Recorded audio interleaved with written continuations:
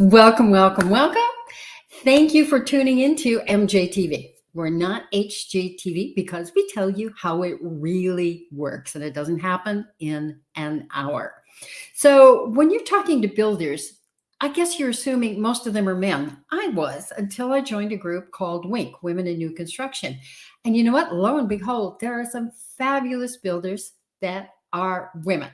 So I'm really excited. Today we get to talk with Jessica Dolezal, Dolezal Creative. She is a really incredible builder and remodeler and designer. So women bring something a little different to the table. They're a little more personalized and get into people's lives. So it's not just building or rebuilding a house, it's building a lifestyle. So without any ado, I'm sorry. Just I'd love for you to sign up below, subscribe. Then I can keep in touch and let you know what's coming next or where to find the replay. So if you hit subscribe below or log in, that would be great and we can be in touch.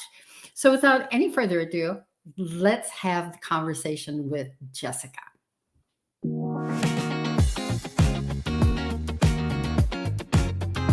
Did you know that there are women builders?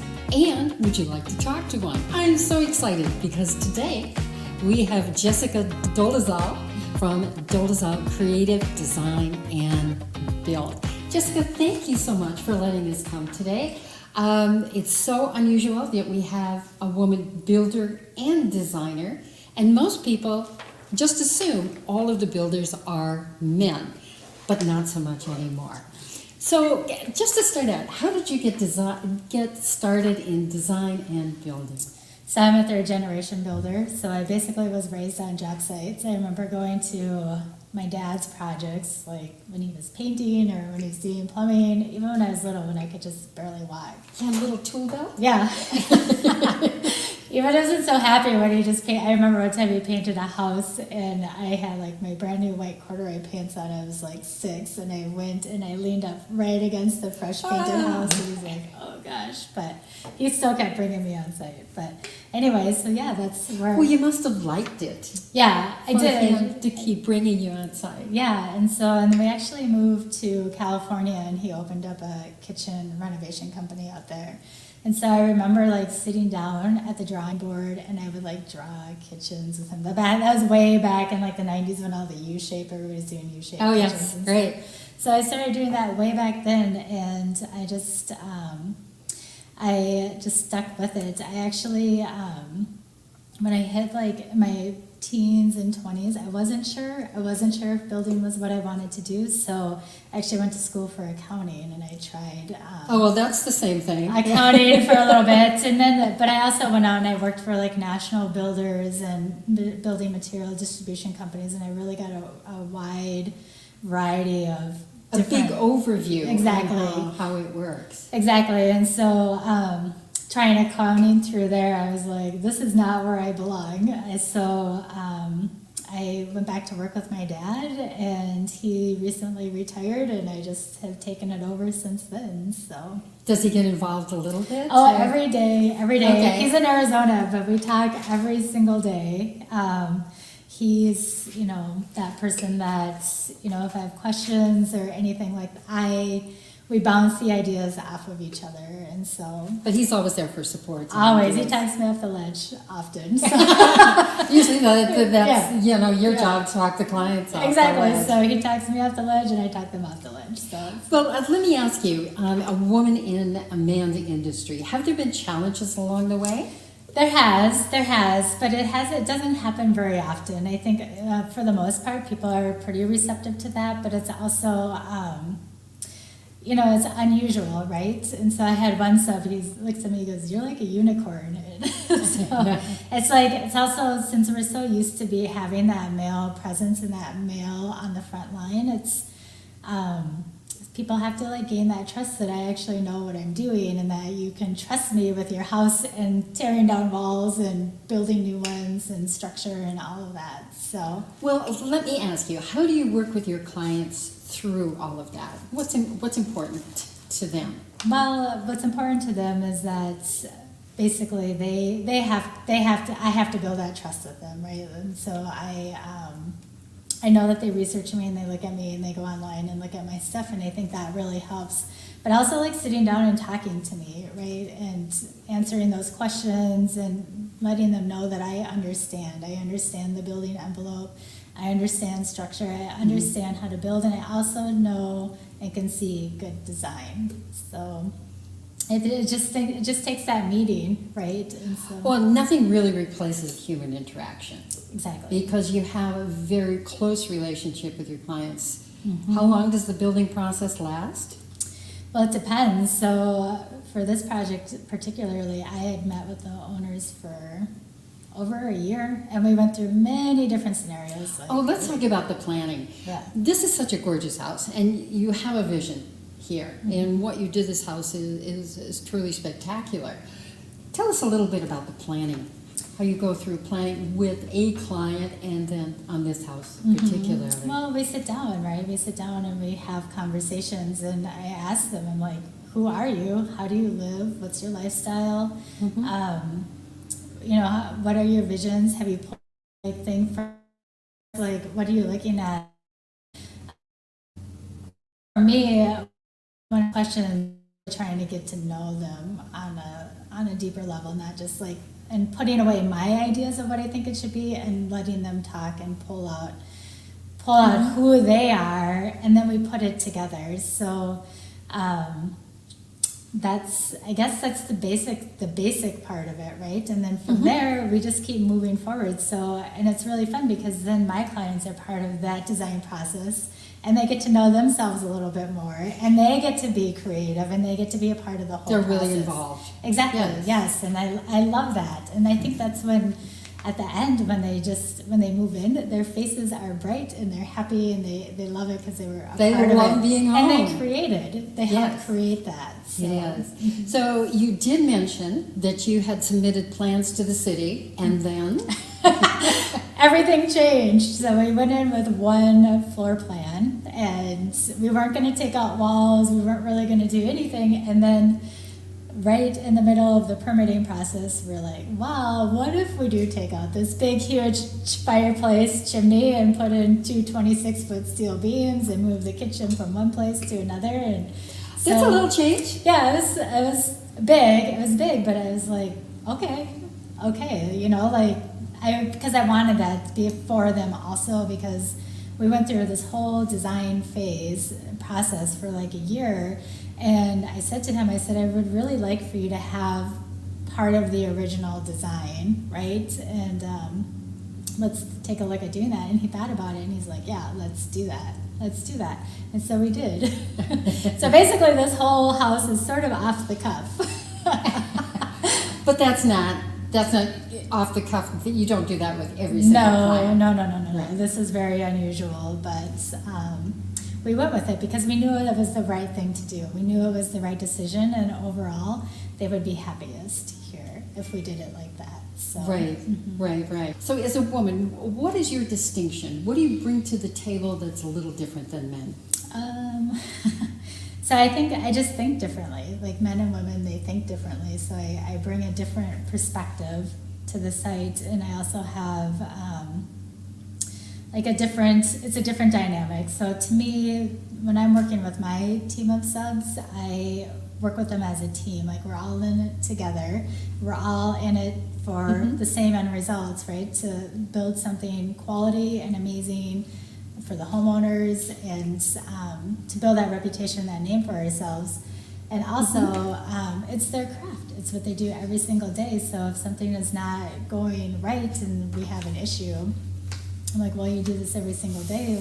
How have you seen this done before? And then we problem solve it together. It's not, yes, I'm the leader and I lead, but I'm also not that person like, well, you have to do it this way. We talk through the things to get the best results. I have to say one thing, that you're totally custom. Yep. You're totally custom. Most builders are just let me build, leave me alone. So do you think that this rapport that you gain with your clients in the beginning differentiates you, what you do for them? From what I'm told, yes. I don't know, because, I guess I know from, watching my dad do it, but my dad also has a keen eye for design too. So it's, I think, like for me, yes, I have a team, I have designers, I have all of that, but I also have that eye. Like I know what functions well, so I understand the wife's perspective, and also being raised mostly by my father, I also understand how Where everybody's coming from. So it's a whole picture that I can work So it's together. more, how you work is more collaborative than here's the design, sign here. Yep, Yeah. exactly. And I really want, that's where my heart is. It's not my house. I don't live in it, right? I'm building it for you. I serve you, and we're going to work through it, and I'm going to pull, it's going to maybe seem hard and really tired, but I'm going to pull that creativity out of you so that we can build a house that's exactly right for you. Do you think everybody thinks that they have any creativity in them, or They don't. They don't know where to start, and it's overwhelming. And it's like, and that's why I am like, this is why I have designers too, because if you go to the granite place, like there's like hundreds of different slabs it's of granite, overwhelming. and it's overwhelming. We had one client; she decided she was gonna go by herself and look at the granite slabs while my designer was on vacation, and she like came out crying. And she's like, it's just too I much. totally understand. It's too much, and then you don't Totally sleep at night understand. because you're like, well, does my tile, does my backsplash match the countertops and the floors? Does it all go together? And so that's what we do, right? And it's all part of our package that you actually are working with a designer from beginning to end. And so that's why we pull that information out of you so that we can grab those 5 right slabs and say, okay, well, this, or this, right? You know, so. It is totally overwhelming. I've been with clients there, and their mind boggles because they're used to seeing one thing, and they'll see one thing and they go, oh, that works, and then they'll see something, well, maybe that works better, and what's the price on this, and what's the price on that, and they're looking at literally hundreds of slabs, or even worse, they go to a place like the tile shop, Yep. where there are just so many options, they don't know where to start or stop. And that's where So- your team comes in. Yep. That's why you get to sleep at night when you work with us. And in the planning and in the construction, are there ever any glitches that happen? all the time. It's just, it's part of the industry. It's what happens, you know. So it's like, I don't have X-ray vision, so if I open up a wall and I see something, I'm like, okay, well, we have to address this and fix this, and you know, and then you have to pivot, and schedules change, and everything's fluid. Every day is fluid. Every day brings a new day, and you just have to like work through it. Well, especially this year. Yes. You know, with the delay in materials, the refrigerators, the appliances, you even said, you know, a grill that comes out, or all kinds of things that are delayed delivery. And sometimes people get sick and they're on the job and they're off the job, and nobody trains buyers to deal with all of those. Right. So kind of, you're like a circus ringmaster. You keep Pretty it all much. together. Yes, yeah. And so this house was in the Midwest Luxury Home Tour. And what are you working on now? What's your next project? So I have a couple of them. So we have a house a few blocks up that we're going to start here pretty soon. We've got an addition in Edina, and then the big one is my commercial construction project. It's a brand new build for Storyteller Cafe. Oh, tell us about that. I think that's so interesting, and people would want to know. Yeah, so Storyteller Cafe is a nonprofit organization where they are on the fight against human trafficking. And so there's nothing like it in Minnesota.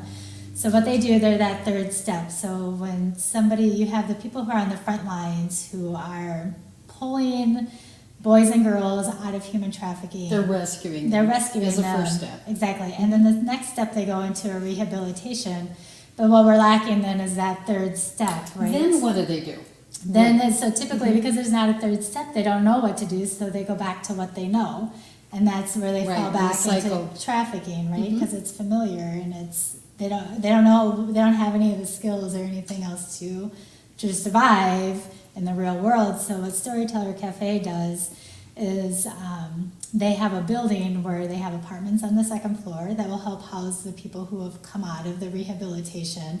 And then they have stores, cafes, restaurants, and training space down below. So they will also employ the people who are living there, so that will help them reintroduce them into the community. They'll gain some skills. And also, like, they'll see their value and their worth, and that they can live on their own, they can pay their bills, they can, have those things. So they step back into life, and it's that self-esteem, and that, I think that's the biggest thing. That's the most important thing, is to give people, to recognize their value and their worth. So we need this. Our communities need this. Human trafficking is a $150 billion a year industry, and I think. Well, I think it's invisible to average people. We don't see it, so we don't know that it's there. But it's super sad. As I mentioned, I used to live in New York, and they had an area called the Minnesota Strip where the runaways would come, and they would be landed on within a few hours. So why do kids run away? Because it's intolerable. And where do they go? So this venture is for Minnesota only? For now. I mean, I can see this growing very quickly, and I could see them going nationwide. That's so exciting. Yeah. That's so exciting. Yes. Will you keep us informed? Can we come back and Absolutely. story about that? Absolutely. When we dig ground. I think that's super the first exciting. dig, yeah. So Jessica, where can people find you? Tell us a little bit about your design company, design build company. Tell us about the company, how you work, and where people can find you. So I'm based out of Edina, Minnesota, and you can find me online at dolezalcreative.com, Facebook, Instagram, all the usual places. The way that we work, though, typically we're not in the office often, hardly ever. I office out of my truck and on site, basically. Absolutely. So, because that's where I'm supposed to be, right? So when we meet, when we talk, I come to your house. I want to see who you are. I want to see where you live. I want to know about you. So that's what we do. So we're basically on site at your house. So I guess I lied. My office is the truck. Yeah, on site in coffee shops. So we'll give people a website where they can find out about you. Yes. Thank you so much. Thanks for letting us come. Yes, thank you. And we're so excited to see your new project. No, thank you. Thank you And so much. keep us in tune about the Storyteller Cafe. Absolutely. Thank you. So thank you for watching. I hope you enjoyed Jessica's interview. She's really a very interesting builder, very personal, very, very custom. And I think the Storyteller Cafe is another story to be told. They have not broken ground yet, but we're going to follow them as well, because we see women in building are interested in not just building a house, but in total community. So thank you so much for watching. Again, if you want to sign up below, I'll stay in touch, and see you next week. Thanks.